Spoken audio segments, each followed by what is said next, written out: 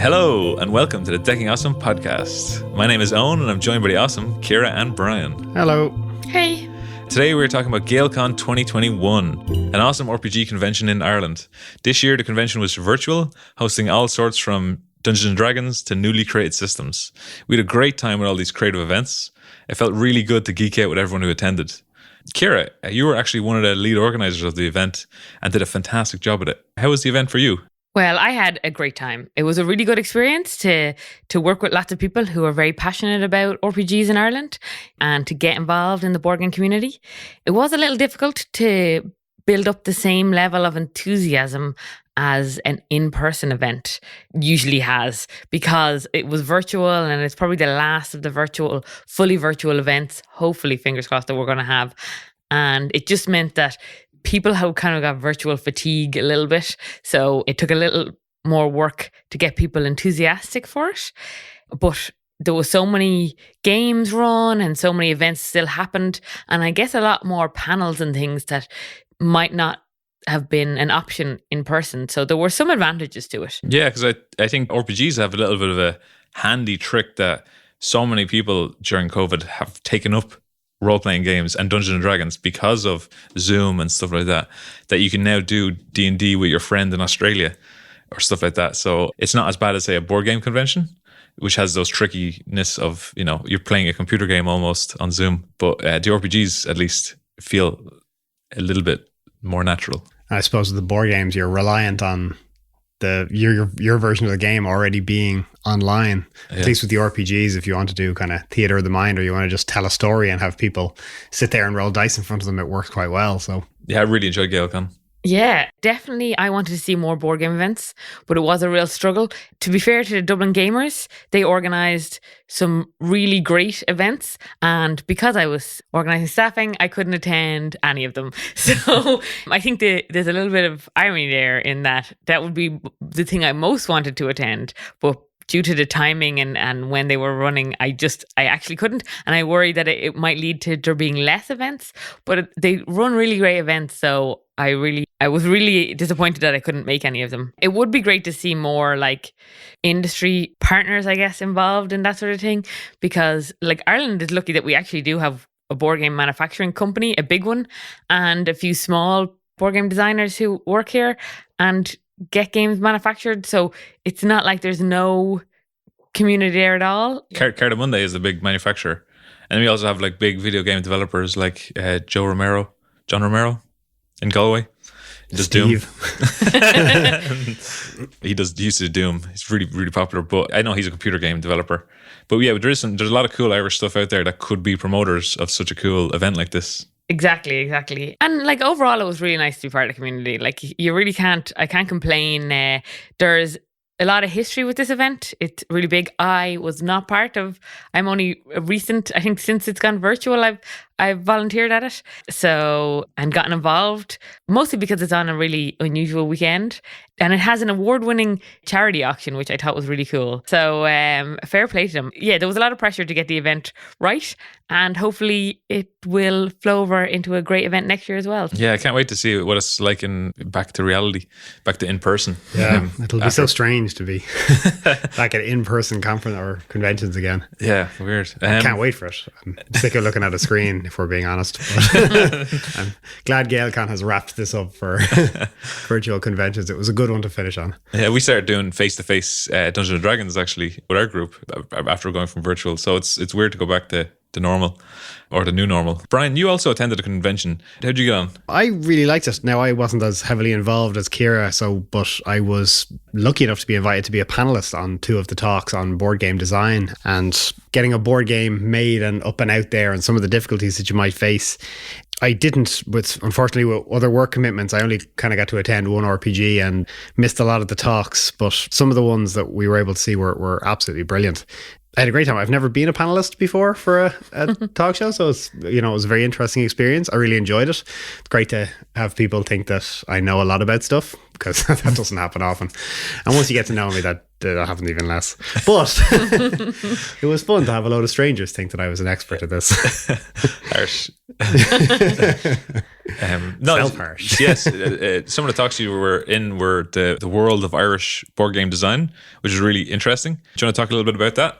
Yeah, so the world of Irish board game design was a great one, where we were kind of talking about all the services and helps and supports that are there for upcoming designers or people who have an idea for a board game or are interested in getting into the board game design. I had Robin and Jack with me, who've both released games as well, and it was a fantastic panel talking about, you know, all the stuff we'd gone through and how we got from a hand-drawn cardboard prototype to a final released product and everything that's involved, you know, the grants and stuff that are supported or that are there to support artists. You know, the community that's there is my all-time favorite one. The Board Game Designers Ireland, I think they're on Facebook still, which will hopefully be meeting up again soon. It'll be a great way to get back and start prototyping. But myself and the two lads, there were some great ideas thrown out there, some really good tips and helpful advice. I think the panels are all up on YouTube now, if I'm right in saying that. I think they're going up soon, so there's going to be some post-event spin for it. They just have to beep all of the curses.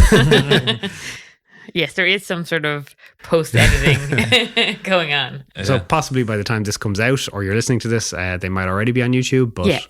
As of time of recording, they're not currently.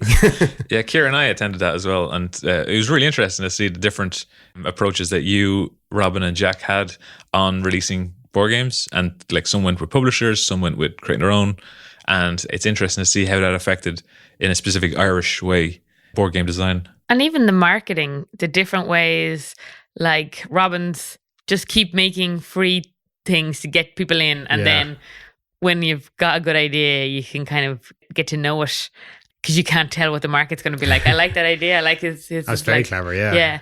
Jack tapped into a lot of the things like Immert and stuff like that, the organizations that already exist in Ireland. Yeah, it was very good. Like, even to be able to, there was a few different people as well who've done a lot of advertising online, and we talk about kind of the advantages and disadvantages of that, where you advertise and how you advertise. And, you know, you think once you've made the game, that's it, that's you done and dusted, the rest is easy street, but that's where the difficulties just begin. So we talked a bit about that as well, and kind of covered, you know, what's the best way to approach it, and a few other kind of tips for dealing with the headache that is trying to sell the game after you've made the game. So it's well worth a watch if you're listening to this. Hopefully you are interested in board game design, but there's a few more good tips there, and from another perspective from Robin and Jack as well, that, you know, other than just listening to me all the time. Yeah, there's another panel as well you were part of, which is more to do with the problems that can occur, which is tabletops and tribulations. Tabletops and Tribulations was a great name for it. Yes, I was joined on that panel by Dennis and Manuel, both of whom, Manuel, who's released games, Dennis, who used to work for the company that made Magic the Gathering, if I'm right. Yeah, I'm not. Apologies, Dennis, if you're listening, for forgetting briefly. But that was a very interesting panel as well. There we kind of focused more on, you know, some of the difficulties that we face, you know, things like Brexit and access to conventions and cost and, you know, distribution and stuff like that, and some of the ways to overcome the difficulties you face. So the first one, we talked a lot about the supports and community that was there for you, and the second one was kind of more about, here's some of the hurdles you might hit, and here's kind of how we got around them, and here's some things that you might find make them a bit easier.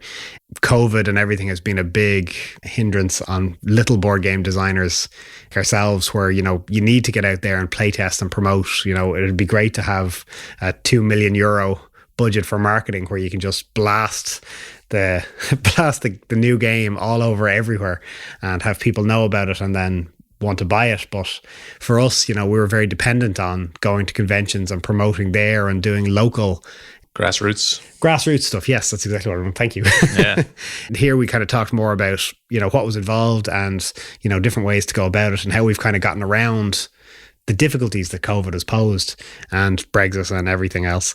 Yeah, it's a very interesting time right now for board game development and marketing and stuff like that. So yeah, that panel was incredible. But yeah, it's not just your talks, Brian, that were part of Gaelcon. There's a lot of other big talks done. One of them was mythologies and misrepresentation, which I found really engaging. It's mostly talks about Irish or Native American histories and how they're kind of used in RPGs and how it's about the effort people put into the work. Slapping a leprechaun on something and calling it Irish is lazy, and being lazy just isn't good enough when it comes to role-playing games, because probably more accurately Irish than just slapping a leprechaun on it. So yeah, like they talk about it a lot, and it's a very interesting time as well, because Ireland has quite a lot of our mythologies are still present in their culture and how we speak and stuff like that. The talk also talked about how English rural mythologies has kind of waned and they've lost a lot of their mythologies. And so it was a very great talk to hear about people incorporating all of these things into RPGs and kind of keeping them alive for this kind of new generation of RPG players, but also keeping it sensitive so that leprechauns aren't just wearing big top hats and a green fiddly-dee potatoes. Yeah. So very, very cool. Very, very interesting, engaging talk, I thought. I thought what was really good was they got kind of a few different people from different, like, I think somebody had a good cultural knowledge of the Scandinavian cultures and myths and histories, but like, I guess we can all relate to the Irish mythology and its misuse in different places. I think it did bring up some really interesting things on how the RPG world started out. It hacked together many myths and legends and made everyone fight each other, and kind of had a certain racist element to it as far as like elves and orcs and stuff go, and how they're trying to come out of that. I thought that was a very interesting way of looking at it. They're trying to diversify the cultures that they have, and a lot of their newer books have a bit more depth to the characters. And even like they recently had the Fey Wilds and stuff, and they've added, D&D has added a bit more information and histories to that are kind of more relevant than they previously would have. I thought it's interesting that rather than just throwing everything out or trying to make things better, but yeah, there's a lot of times where people just throw in mythologies and don't do any research and make it really horrible. Yeah, really lazy. Like the one thing they talk about was the Shadowrun, which I've never played Shadowrun, but they talk about how there's a Celtic underworld run by Leprechaun IRA, and it's not very sensitive. But at the same time, I haven't played it, so it might be. We on the Decking Awesome podcast tolerate no racism towards orcs, elves, or any race or species. Or any other real life race or species. Or human, yes. We tolerate none of them either. Wait, elves aren't real?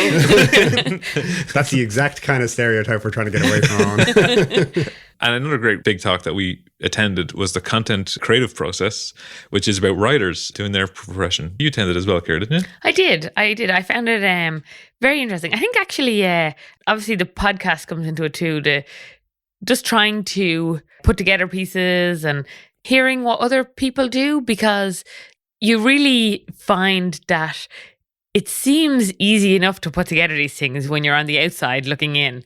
And then when you start trying to do something like write our own RPG that me and Owen have started into, you can really struggle. And then Owen having to come up with podcast scripts and ideas and stuff. And just the struggles. It's nice, first of all, to hear of other people struggling with the same thing.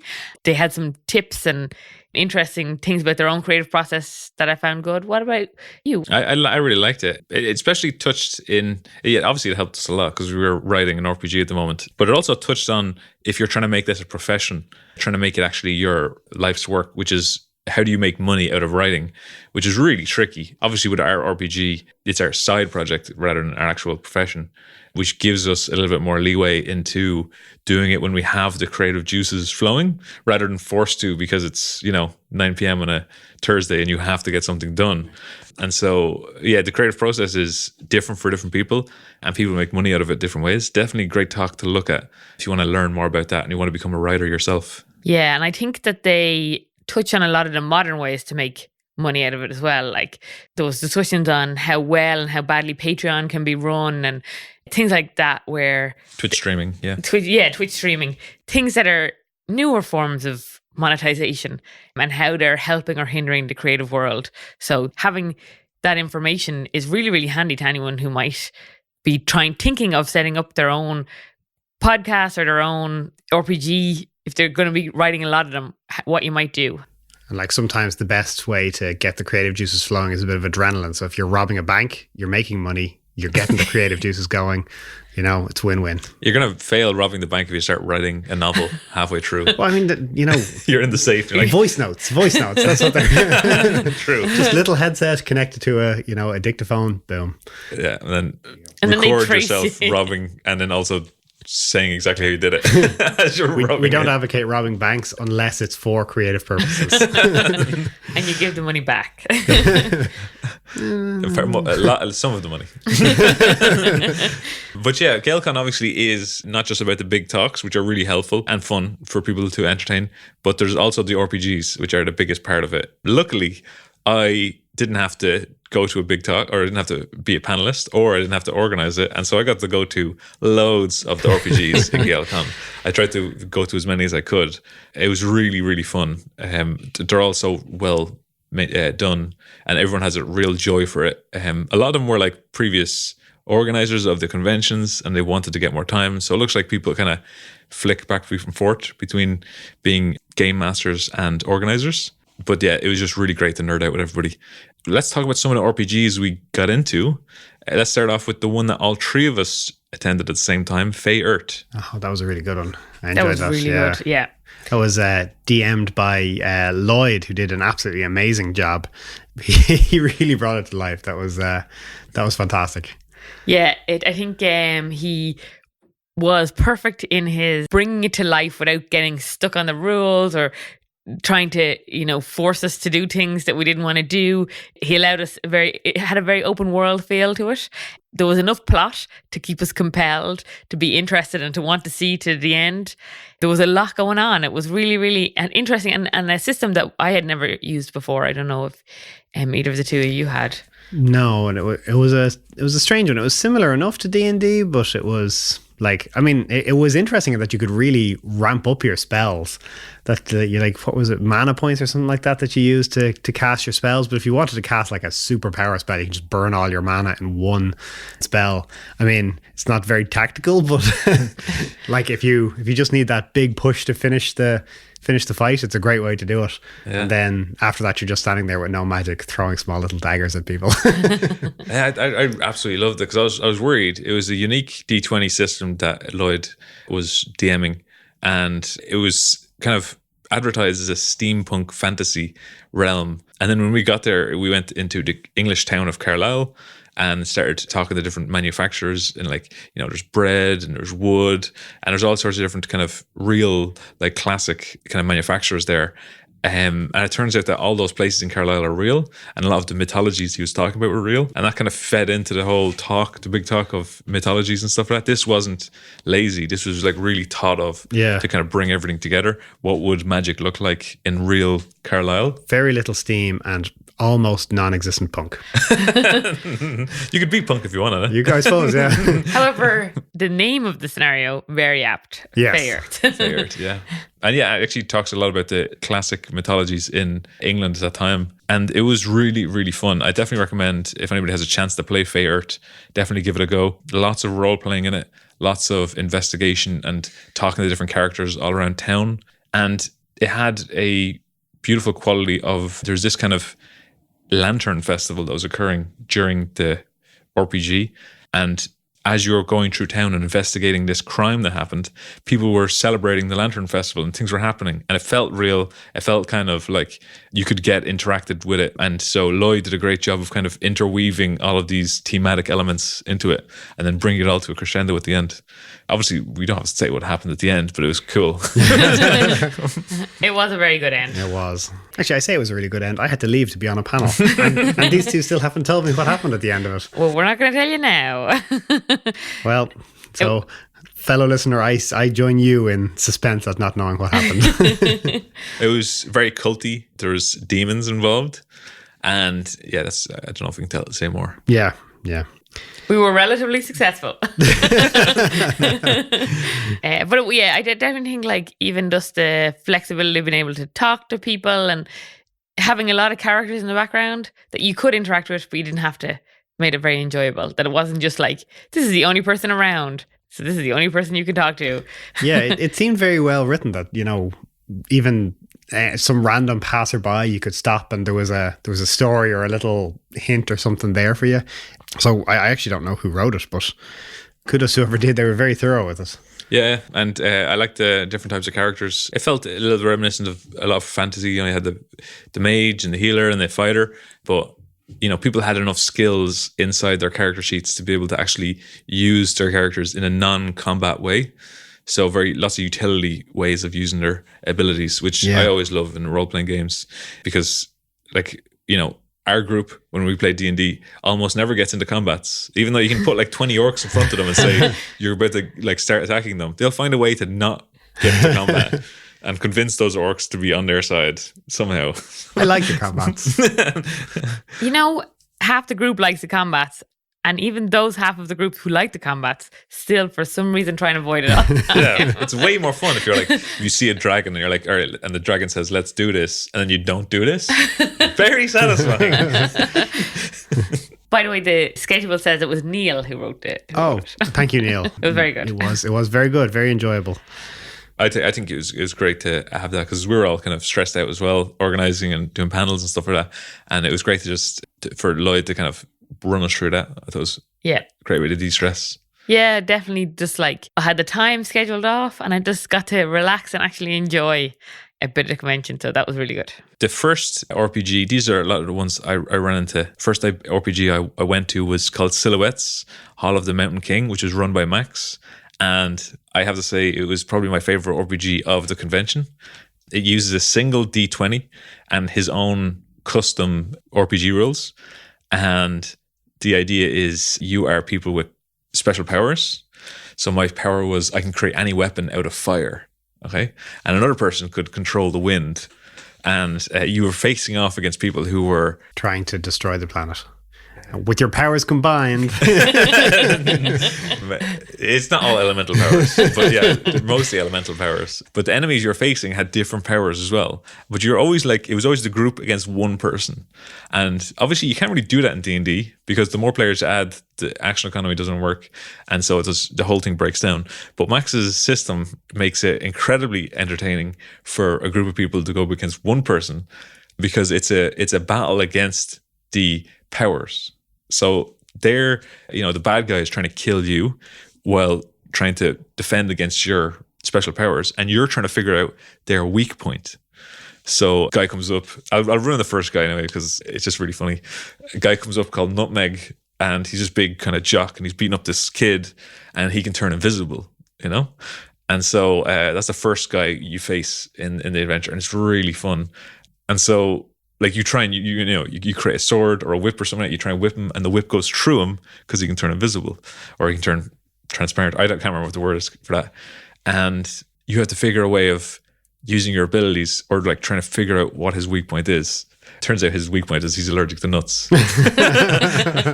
But your HP is everyone has 3 HP. Yeah. And so as Nutmeg starts attacking you, he only ever does 1 damage. So that 3 HP is pretty much you have 3 turns. Yeah. If Nutmeg keeps hitting you, you have 3 turns. So I was down to 1 HP. The one who has the wind was flying in the air. She started taking some damage. As we were just trying to figure this out, I was using my shield to protect the kid. It was really fun, and it was really, because there's I think it was played for 3 hours, and we fought maybe 6 people, and so there's 6 very unique enemies that have to be beaten in different ways, and it's not just allergic to nuts. It's I won't get into it, but they're really cool. If you've ever seen Cowboy Bebop or JoJo's Bizarre Adventure, it feels a lot like that, or Dragon Ball Z or something like that. There's always it's a competition where two equally powered people are trying to get the weakness. Very, very fun. I can't wait to see more adventures by Max. Oh, that sounds amazing. He hasn't released his RPG yet, but he will at some point. Oh, we'll keep an eye out for that one. Yeah, I really enjoyed it. The next one was called Discord Has Ghosts in It. You sent me onto this, Ciara, which was... I did. It's recommended by a lot of people. And the idea is it uses Discord to create the RPG. And it was a very novel system, very cool. The fact that you could get a group of, I think it was 6 people we had, and we were all part of the same Discord channel, and we were creating new channels in Discord, and that was creating new rooms in the house that people could discover. And so half of them were ghosts and half of them were investigators. And the investigators had to figure out why the ghosts were dead and try and put them to rest. And so, we were leading the people from the hallway up to the bedroom, up to the kitchen, into the bathroom. And then when they go into the bathroom, the doors close, water starts seeping out of the pipes. And then you start to see a dead woman in the mirror, all that kind of stuff. You're trying to freak people out in Discord as they're trying to investigate it. And it's really fun to see the investigators start off by saying, this is a normal house. Oh, it's just the flickering lights. There's probably something wrong with the electronics, all that kind of stuff. And then slowly it becomes like, okay, this axe is covered in blood. We need to get out of here. This is haunted. It was very, very fun. I liked it a lot. We struggled as ghosts to end it. I think that was a big problem. Obviously, this is still in the draft, so they're still working on it. But we, as the ghosts, we couldn't figure out how to put the ghosts to rest, how to give the investigators what they needed to kind of put us to rest. Because the investigators figured out the ghosts in about an hour and a half, about 2 hours. So it was very quick and very entertaining.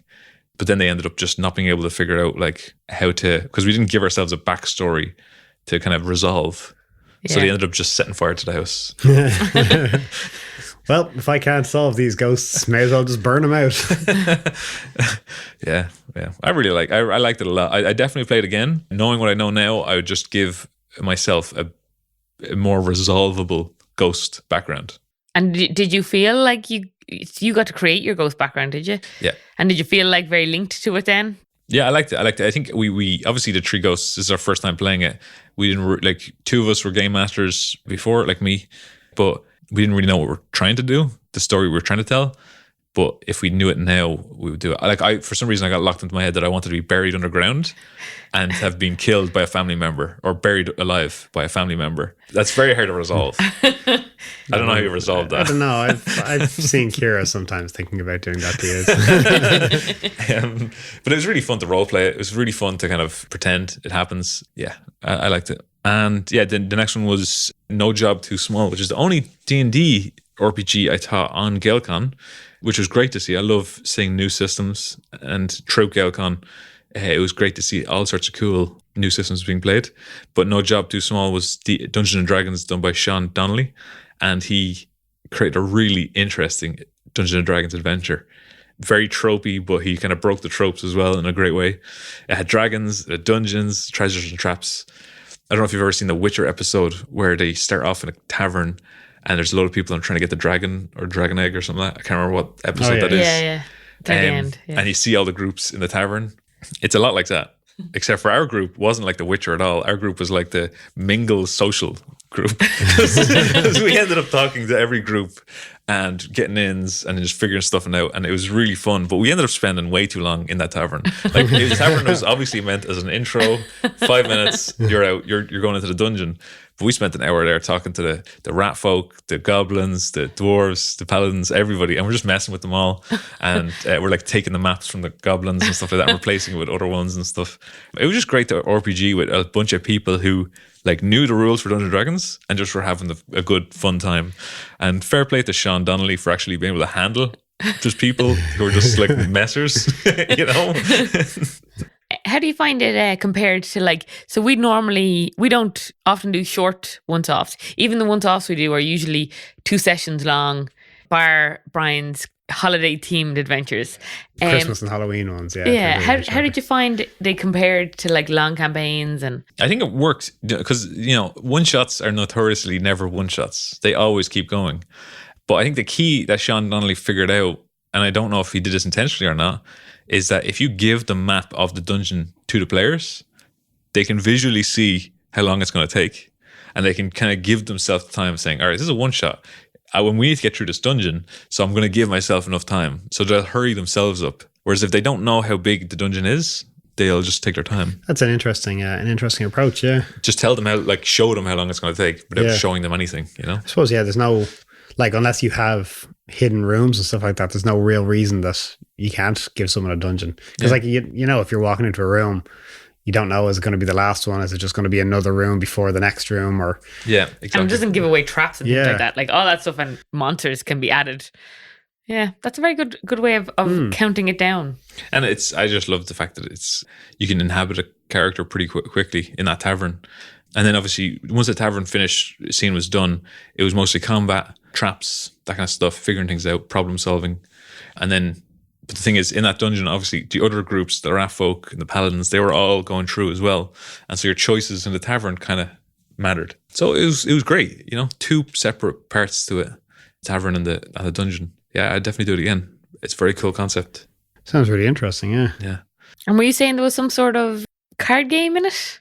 Yeah, it was an interesting one because we started the RPG, went into the tavern, and there's dwarves playing poker, and one of the players was like, I want to play poker too. And so the DM had to come up with rules to play poker, which is great. And it was pretty much blackjack, except for you have to get to 12, and so you roll a d8, and you want to hit, and you roll a d6, and then you hit, roll a d4, and whoever gets the lowest wins. A really great idea. I don't know if you came up with it or just had it on hand. But It's very clever all the same. Is it? Yeah, very good. Sounds good. Yeah. Yeah, I definitely recommend No Job Too Small. I don't know if it's available. It felt like a really fleshed out adventure. It's probably finished. Definitely worth it. And it's definitely a one shot. You could definitely get, 3 hours, you're done. Don't spend too much time in the tavern though. Just playing poker with dwarves. Yeah. And Kira, those are all my RPGs. I don't know. I'm sorry for taking up all the time, but that was really fun. I love Gaelcon for all the RPGs. And you also attended an RPG, didn't you? I did. So on the Friday night, there was a little bit more time and there was a few people staffing. So I guess we had extra people on for the start of the event because people logging in and everything, that's, when you're more likely to have the need of people. But once everything had settled down, there was a few spaces left in the assassination of King Fabian the Kind. And I got to play, which absolutely was so much fun. It used really interesting, I think it was a homebrew version of a White Wolf system. Now, don't quote me on that because, first of all, my head was filled with Gaelcon stuff to start with. So it took me a little bit of time to figure out what was going on. But I really loved they had abilities and attributes and you combine them to decide what dice you rolled. And I just found that was a lovely, interesting spin. So in D&D, there's like so many stats.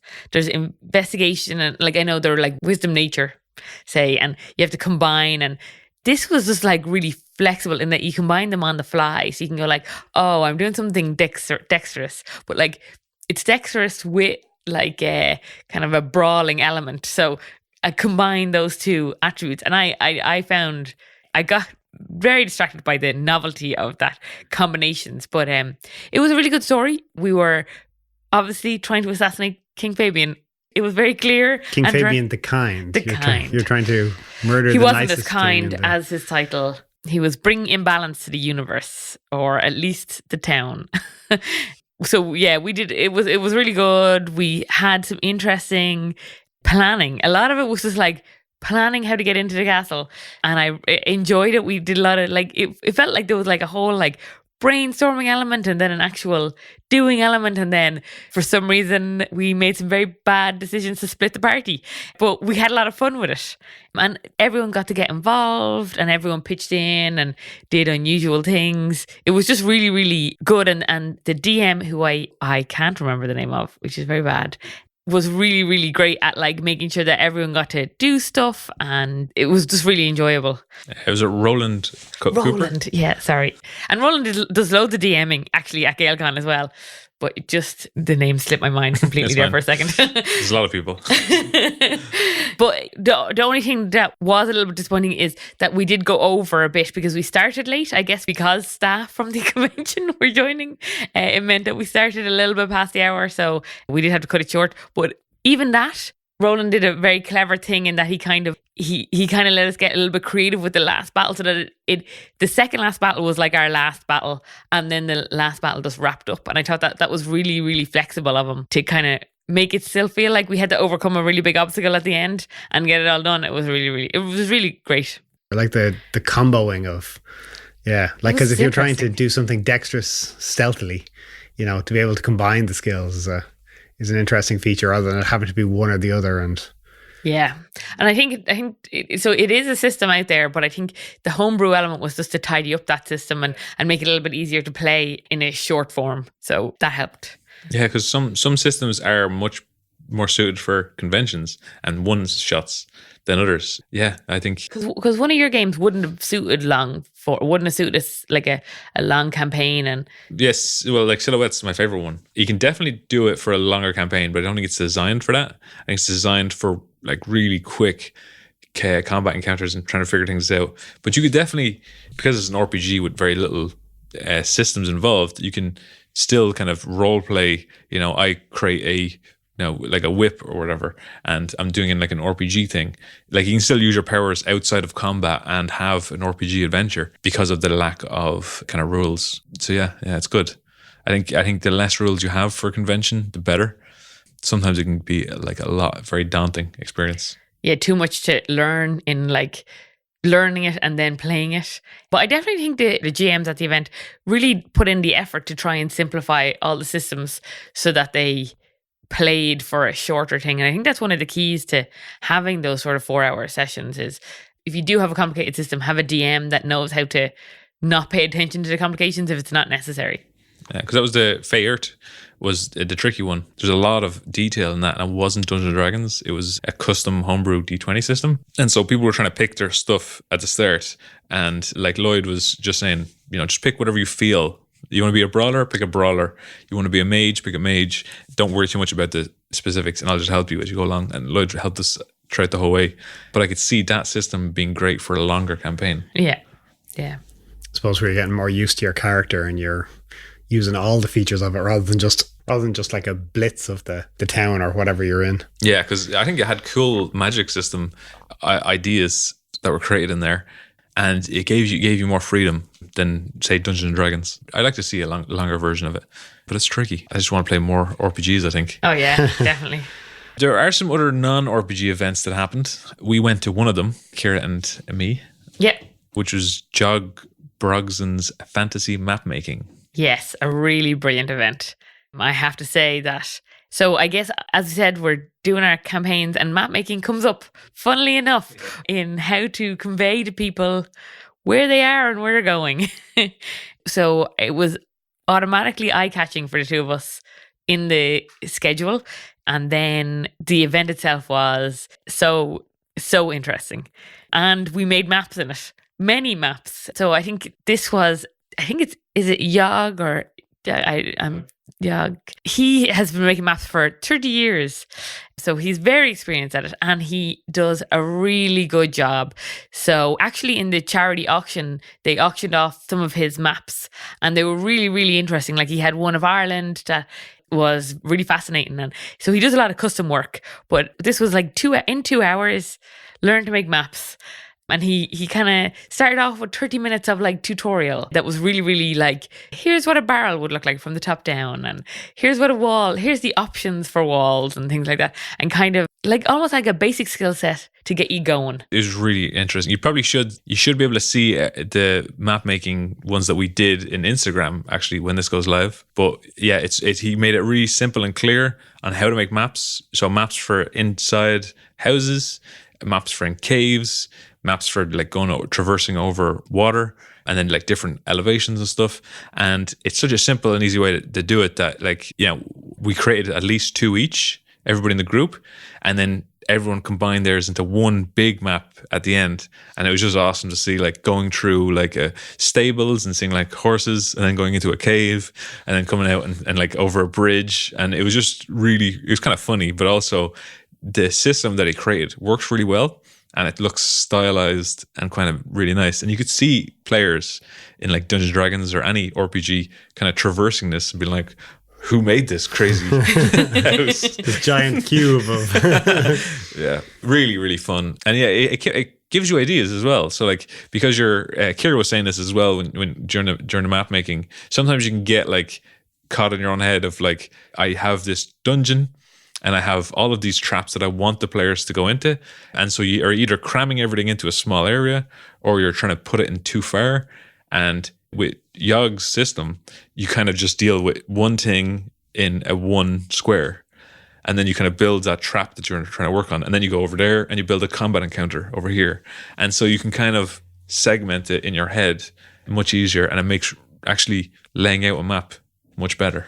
Yeah, I think the endless issue of that blank page in a creative process of like, I have to get all of this stuff and I have to do it all and in this. And it was a really nice way to segment the creative boundaries, of just like, okay, I just have to focus on that one bit that I need to do for this. And the maps came out so well. Obviously, he has a lot more tips and tricks for his maps because they're really, really beautifully detailed and everything like that. But I definitely felt like our maps came out really, really well over the course of 2 they hours. looked great.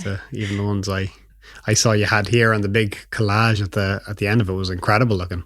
It takes you about 25 minutes. So if you are DMing homebrew content, or even like, Curse of Strahd or whatever, and you want to do like an adventure, use Yogg's system. It might, obviously it's not going to look as good as what Yogg would do. His are really nice and beautiful, but it'll work. Your players will go through it and they'll understand exactly what you're trying to show them. You're in a church, it'll look exactly like a church. And that's, I think, the key. Absolutely incredible system. Definitely check it out. Yeah, he has a site as well. He does custom works and he does generic dungeons as well. So yeah, he sent us a couple in the post. It was really nice of him, and I can't wait to start using them in some D&D. Yeah, I think I definitely go check him out and buy some of his stuff because they're really cool. Yeah, all you need is a pen and a paper. It was nice to learn a new skill, like a skill from somebody who's clearly knows a lot about it. Yeah, and making triangle shading, which I, for some reason, couldn't figure out how to do triangles for a few minutes, and then managed it. I did the same thing. My first wall was like, I don't know, what am I doing? And then after a while, it's like, oh, and it's like, this is professional. I know what I'm doing. It's great.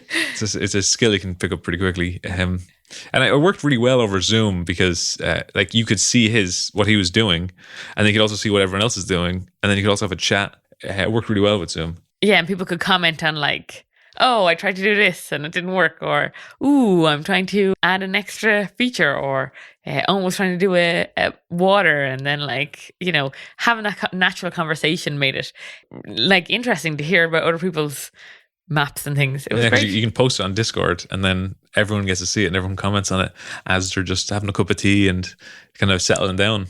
Very relaxed, very entertaining. One of the talks that really suited the remotes setup. Yeah. So that pretty much wraps it up for Gaelcon 2021. I can't wait to see you guys in person for Gaelcon 2022, hopefully. Really looking forward to that. It's going to be pretty cool. I'm going to do loads of RPGs and not help at all with organising the event. I'm going to be hopefully promoting the Kickstarter for a new game, so I'll be sitting around cursing Owen if anyone's looking for me. Well, hopefully, actually, in Gaelcon 2022, we probably should have our RPGs there. All going well. Hammer, nail in the coffin. What's that? I can't remember what the saying is, but yeah. I don't think it's hammer and nail in the coffin. Hammer and nail in the attendance. Yeah, we'll definitely have. We'll see. No, I'm going to say definitely. Make promises. Okay, make promises we can't 11 keep. months from now, we should hopefully have written a one-shot. 2 one-shots. 2 one-shots. Mine's not a one-shot, but yeah, sure. Okay, 2 chapters of our story. Yeah, but I can't wait for Gaelcon. It's going to be cool. There's going to be so many more talks as well, and it's going to be great to see all the people in face-to-face. So yeah, if you enjoyed this podcast, share it. We've been decking out some games. Thank you for listening. See ya. See ya. See ya.